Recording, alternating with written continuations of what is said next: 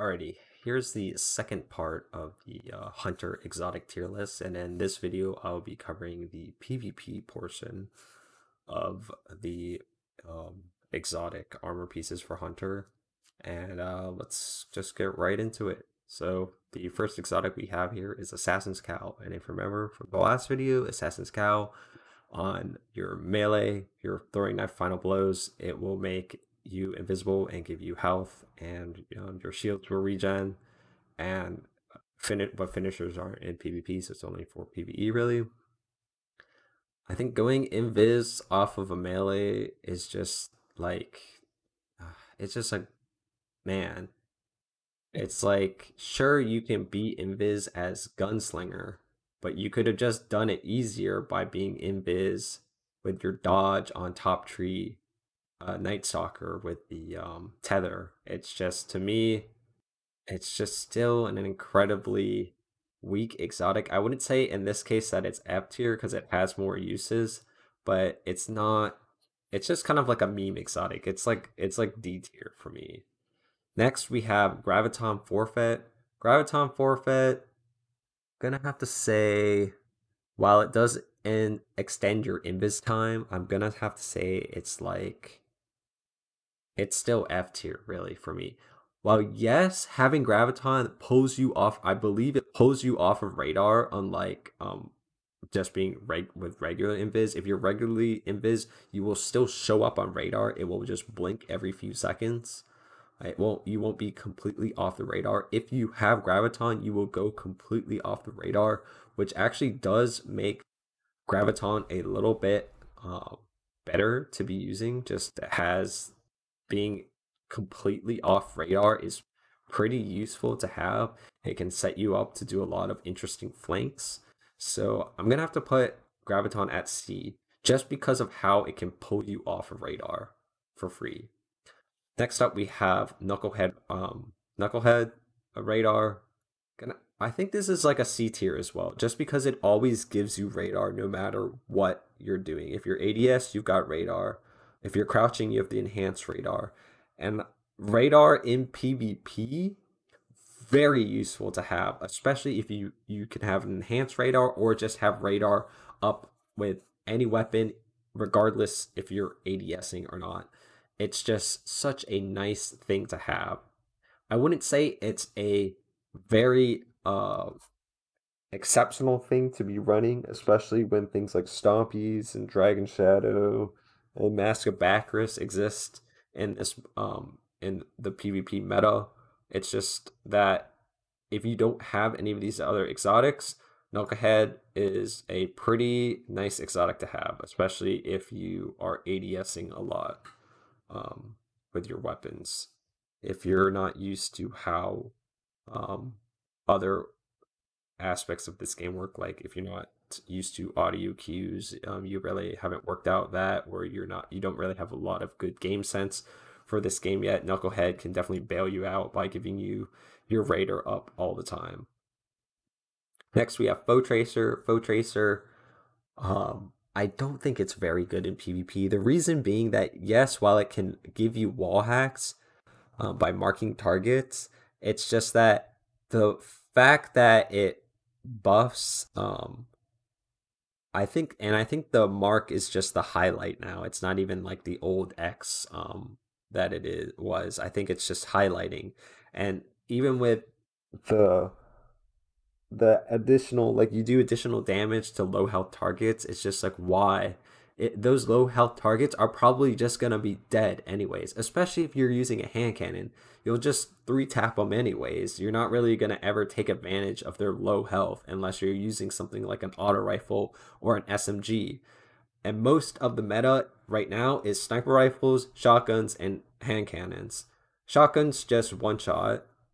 Same with slugs, they just one shot to the head. Snipers, pretty much just one shot to the head. Not a lot of bodies going on with snipers. Hand cannons, you're just gonna 3-tap. I don't ever see anyone ever using Foe Tracer because of this. And for me, it's just gonna have to sit at F tier. Not that great. Next, we have Mask of Bacchus. Mask of Bacchus, even in PvP, instant S tier.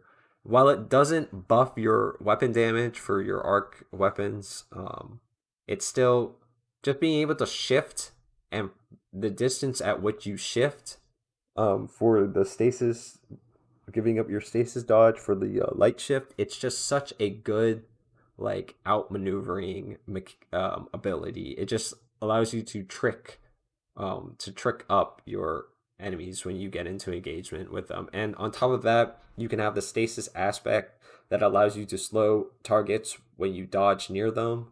And then you also get to use stasis on top of having mask, and stasis is it's still very strong in PvP. Even with the nerfs the classes received, that which brought them more in line with light based subclasses, stasis is still incredibly strong in PvP even with the nerfs. It's nothing to write off, and having mask of Bacchus, it's a great exotic to have in your loadout, in your kit. Especially if you're aping or sniping, or if you get yourself into a tricky situation, you can just light shift out of there. Yes, you have an extended dodge cooldown time, but if you just get good at using when you really need to use mask and dodge, this exotic will really help you. I'm really tripping up on my words here. I'm just trying to say that with mask, you really have to pick your engagements that you will be using mask in, because you don't have your dodge up constantly. You won't be able to dodge spam as much as you can without mask. So you really have to pick which engagements you're going to use mask in. However, those engagements which you can use mask in, it just allows you to pretty much just completely outplay your opponents with how the shift ability works. So top tier for me. Next, we have Wormhusk Crown. Still an S tier, even with all the nerfs it's received over the years. Just getting your health back in PvP, just such a great thing to have in your kit. Even if you don't have any, even if you have Dragon Shadow to use or Stompies to use, Wormhusk can still offer you something that these exotics can't. And getting your health back, especially if you're low health, if you're about to get tapped, the 3 tapped off of a hand cannon, you just dodge and you get a significant portion of your health back, and then you can just run away, and you pretty much can re-engage in duels a lot faster than you can without having Wormhusk Crown. Next up, we have, I believe the last is Celestial F. Why would you want to make your bottom tree super have only 1 shot? And if you miss that 1 shot, well, now you don't have a super anymore. And who cares if your bottom tree super does more damage to targets? That doesn't really matter. You just converted all 3 of the shots you would have had into 1 shot. So it's a meme exotic.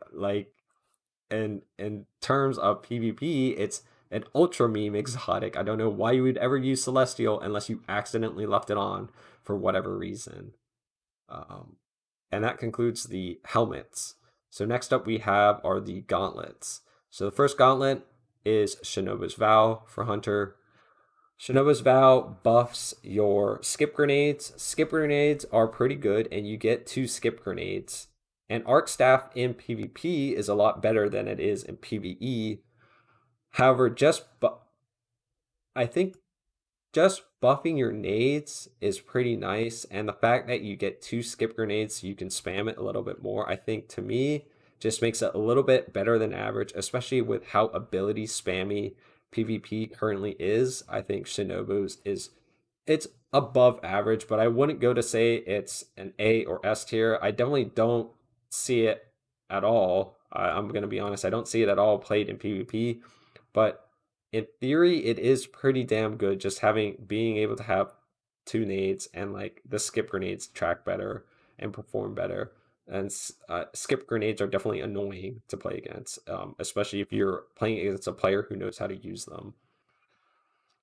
So I'm gonna commit here and say it's B tier. If anything, it's like a B minus or a C plus. I almost feel like I'm pushing it being B, I'm pushing my luck here. I really think it's more, it would fall more in line as being a C tier exotic.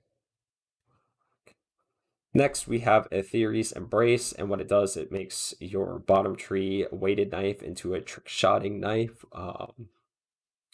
Based off of the videos I've seen, it seems like a okay exotic.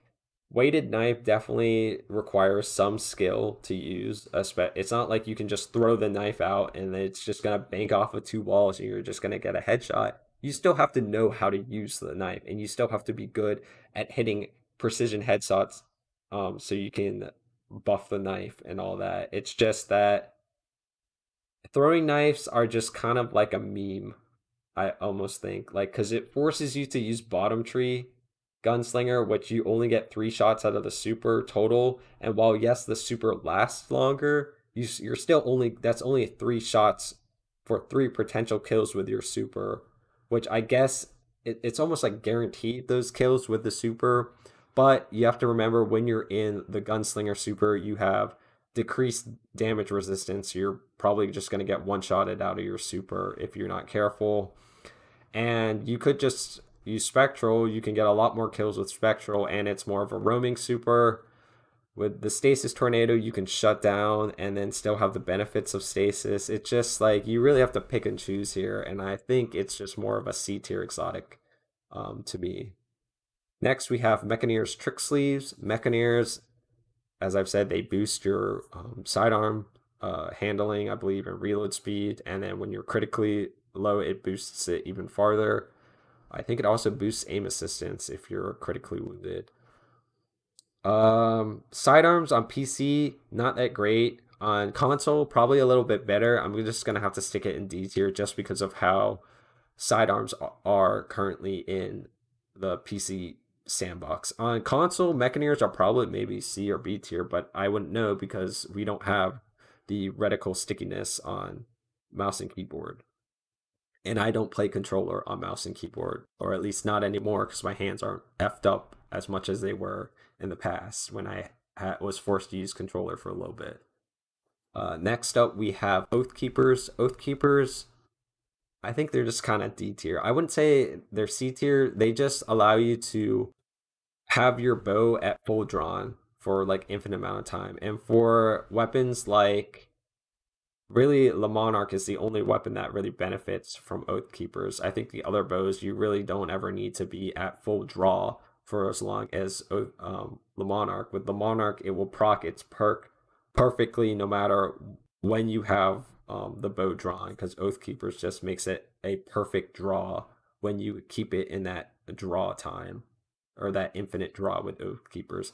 However, I don't think bows are that great in PvP right now with just what else is being offered that competes with bows.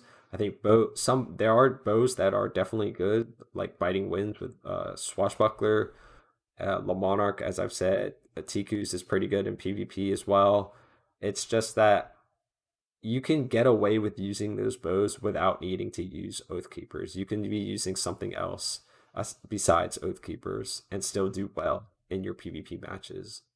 Next up, we have Liar's Handshake. Liar's Handshake, I think, is really, really situational, and you really have to know what you're doing, especially with the dodging, getting your melee back.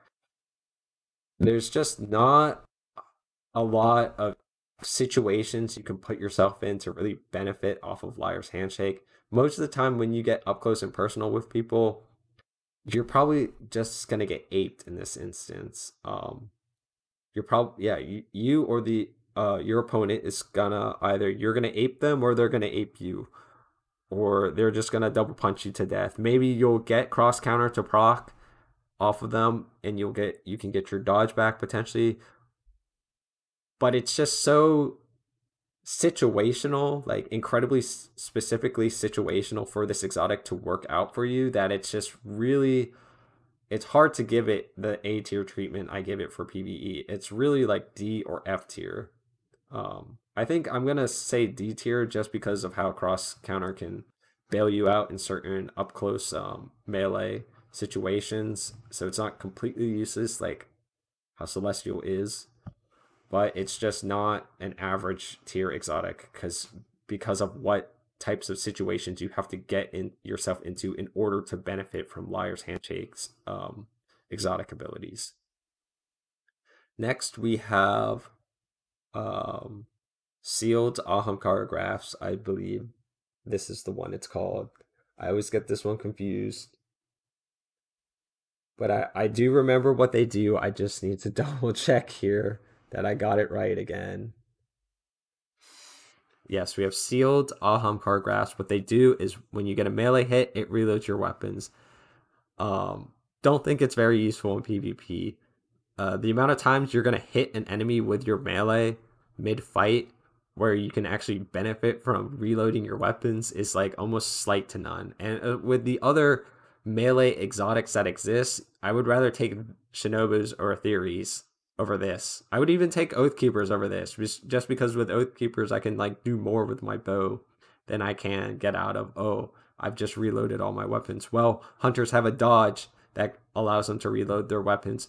Also, we have Dragon Shadow here that allows us to reload all our weapons as well. So, really no point. Next, we have Kefris. Kefris, I think, is kind of a B tier. It's a little underrated, underutilized. It gives you True Sight when you're in your Smoke Bomb, or I think when you're in Ally Smoke Bomb. I think it doesn't matter what smoke you're in, you get True Sight no matter what. Pretty nice exotic to have. True Sight free wall hacks. Wall hacks are pretty good. If you've seen, I think it's the Fallout Plays video, or it might have been Cool Guy's video, is where Cool Guy has his buddy running Kefris, and then Cool Guy and I think Fallout are running Omni Oculus, so they have two smokes. When they smoke their entire team in Trials, they pretty much get their smoke back because of how Bottom Tree Night Sucker works. And the person who has Kefris gets True Sight. And they pretty much, using this method, they have on-demand wall hacks from their teammates. They just have their teammates throw smoke on them, and they have True Sight thanks to Kefris. And True Sight is still really good to have in PvP. You may not see it as much, Kefri is used as much because it requires a lot of coordination to use, and the fact that, you know, Stompies is just free in this mode. Same with Dragon Shadow, it's just free, easy to use. So it's you don't see it as much because it's harder to use, but I'm not going to deny it the B tier placement because of how good its utility can be. Next up, Aeons. Just going to give Aeons F. Not really meant for PvP, more for PvE. Yes, you can pair it up with certain weapons because of how the other sects work, but I really don't think Aeons are a top tier PvP exotic, just with how weapon perks work in this game. And then the final two gauntlets we have are the Sealed, or the Young Ahamkara Spine, which buffs your trip nades. I'm just going to give it the C treatment. Actually, it's more like D treatment, really. Yes, it can buff your trip mines, but I don't think it can make your trip mines one-shot. It just leaves people with a sliver of health. And the other thing is, when I'm playing Top Tree Gunslinger, I just like to use the trip mine with the proximity knife, and I'll have the trip mine do the damage, and then the proximity knife will probably explode at the same time and allow me to clean up the kill by just having both those down, instead of, oh, the trip mine can do more damage. It's like, it's more useful in PvP than it is in PvE, but it's still useless. So not a top pick for me. And then the last gauntlet we have here is Shards of Galanor. Shards of Galanor only really useful if you can hit 2 or more people. If you only hit one person with shards on, you're not going to get a ton of super back. If you hit 2 or more people, you can get like 3/4 of your super back. If you hit 3 or more, you're definitely getting like most, if not all, of your super back. So I'd say it's like a C tier. If you're playing Mayhem, you'll pretty much get your super back if you hit one person with shards. So pretty nice exotic to have for Mayhem, really. And then I guess nice to have. It's more useful for 6s than it is for Trials or Survival. I would definitely use this in Quick Play, but not in like Elimination, Survival, or Trials. It's just, you're not going to get as much use useful super gain back as you can in 6v6 modes where you can get more than 3 kills per super. And in quick play, it's a lot more hectic, so it's a lot easier to get clumped up kills with shards and blade barrage. Next up, we have the chest armor pieces. And the first chest armor piece is Raiju's Harness. Raiju Harness, allowing you to cancel your super and keep some of your super after canceling. I think definite B tier. Don't think it's really S tier. Twirly Twirl is so in PvP. I don't think it's as good as using like Spectral or Stasis or using Top Tree Gunslinger. You're forced to use Twirly Twirl. And the other thing is like you're forced to use an exotic that just lets you cancel your super when you could be using like a movement exotic or like, you know, like Stompies, Dragon Shadow, you could be using Worm Husk or Mask of Bacchus. It just really limits your playstyle for one benefit to your super. And I think that it's more C tier than it is B tier because of that. Next, we have Dragon Shadow, instant S tier, being able to reload all your weapons and boost your handling, speed, and it also boosts your mobility as well. Just a top tier perk to have, especially with the quick draw nerfs and the handling nerfs that are coming in season 14, which is the next season to this video. Definitely is going to be a top tier pick. Next chest piece we have here is Lucky Raspberry. What Lucky Raspberry does is it buffs your arc bolt nades. Don't really think that's... it's kind of like D tier. It's like the Trip Mine one. It's a D tier. Next we have Gwizzin Vest. Gwizzin, yes, it buffs Spectral. It makes Spectral pretty good. However, it doesn't make Spectral good enough where it justifies running this exotic the entire time. Because it's like Apotheosis Veil for Warlock, where you only benefit from using, or like Dire Skull, you only benefit from using this exotic when you're in your super, and then you can benefit from using it. But you only are gonna get your super like maybe 2 times max for most people who are watching this video per match.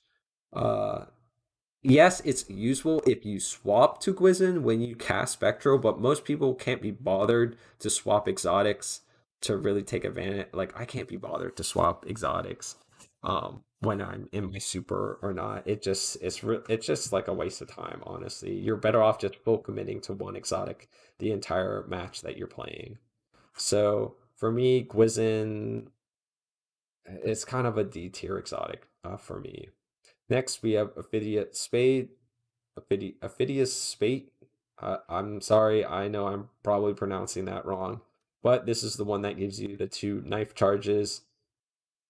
I don't really think it's that useful having 2 knife charges in PvP. Definitely not as useless as these because the knife charges have their uses in PvP. But it's just not an average exotic, and it's definitely not above average or like A tier or S. Definitely not S tier exotic. Next, we have Omnioculus. And Omnioculus, I feel like it falls in the same category as Kefri's. I've used Omnioculus, and while in Viz, you can tank an entire Fist of Havoc's shoulder charge.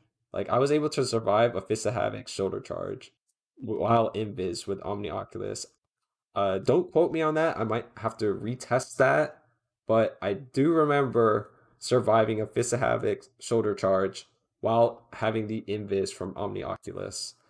And just being invis all the time and just like getting your grenade, like you pretty much have constant nade uptime when you're using Omnioculus and you're having your teammates turn invis with you. It's a very nice exotic to have. It seems like a meme exotic, but it definitely has its uses in 6v6 modes. Might have some uses in survival and trials, but I really don't see it unless you're doing that Kefri Omnioculus trials build. I really don't see it working out in those modes as well as it does in 6v6 modes. Next, we have 6th Coyote.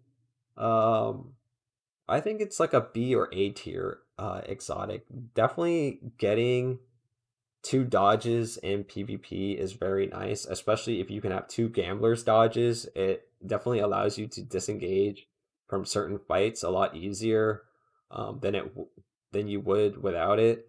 People really underestimate how good gambler's dodge is in PvP. I know a lot of people like having to reload their weapons when they dodge, but honestly, being able to dodge out of a fight um, and like being hit less for free with just like a free button press, it's such a nice thing to have. And now that you have two of them, it's even better.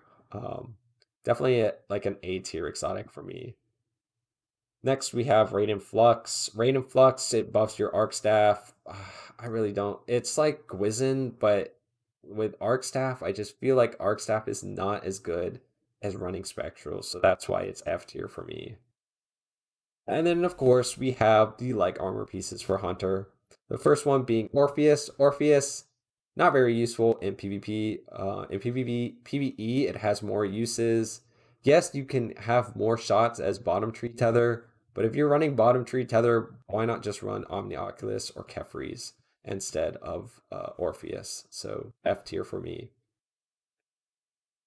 And next up we have Gemini Jester. Gemini Jester, I think it's an 8. It's pretty damn good, especially if you coordinate with your teams. Being able to remove people's radar and disorient them in this mode, especially in 6v6 modes, it's pretty damn potent in my opinion. I've used it and it definitely trips up people a lot, and the fact that you do damage people, you do I think like 1 or 7 damage to people who get hit by Gemini Jester, allowing you to have a sort of wall hack and lets you see people through walls because you damage them with Gemini Jester. So I think it's a underrated exotic. I really like Gemini Jester. They're really annoying to play against. Next up we have Lucky Pants. Lucky Pants I've actually used recently, and with how quick draw might be getting, if you don't have quick draw on a hand cannon, it can definitely help. I wouldn't say it's going to help with the quick draw nerfs, but if you don't have quick draw on a hand cannon and you want to like add quick draw to a hand cannon, this definitely can help. I also believe it buffs handling speed, so you have better ADS speed when swapping to your hand cannon. And then on top of that, you have better accuracy. And if you don't have your hand cannon out, you have the precision hits reload, but that really doesn't happen that much. But being able to buff your handling for free like that, I have actually taken advantage of that when running an Astral bottom dollar build as a hunter. I did actually find these to be quite useful in PvP. And of course, next we have Stompies. Instant S tier. I freaking run these all the time. If you watch me play on Twitch or if you've seen some of my clips on YouTube, I run these all the time pretty much because it's just free. It's free movement. It's just, they're so good. They allow you to jump so damn far. It's just, why not have it? You can move around the map so easily with Stompies. It's just such a stupid easy exotic to have on. Instant S tier. Next we have Frosties. Frosties I think are A tier. Definitely a little underrated. Or I wouldn't say they're underrated. I just would say they're underused. Being able to buff your sprint after dodging is quite nice, and then just having constant ability uptime just from sprinting is also really nice, and it pairs well with stasis. So just the fact that you get free ability energy by sprinting, it's just a nice thing to have. And then last but not least, we have Bombardiers. Bombardiers, don't think they're that great. Maybe if you're using the stasis slow and then you dodge, you might find it easier to get kills with the explosion device. However, I don't think they're that useful. I wouldn't say they're incredibly useless like these bottom tier ones, but I wouldn't say they get average use for me. They're more of like a very situational, like meme exotic. It works well with stasis because you can slow people, so it's harder to run away from the explosive. But it's just, you really have to play a certain weird way in order to get them to work, and it's probably only going to work in quick play in 6v6 modes. It's probably not going to work in 3v3 modes like survival, trials or elimination. And yeah, that pretty much concludes the Hunter PvP exotic tier list. In the next videos, I'll try to cover the Titan exotics, but I'm not sure when I'm going to get those videos out. If you do like this type of content or these videos, I just do them for fun. Be sure to leave a like on the video and consider subscribing to the channel. And I'll see you guys in the next video. Thanks for watching.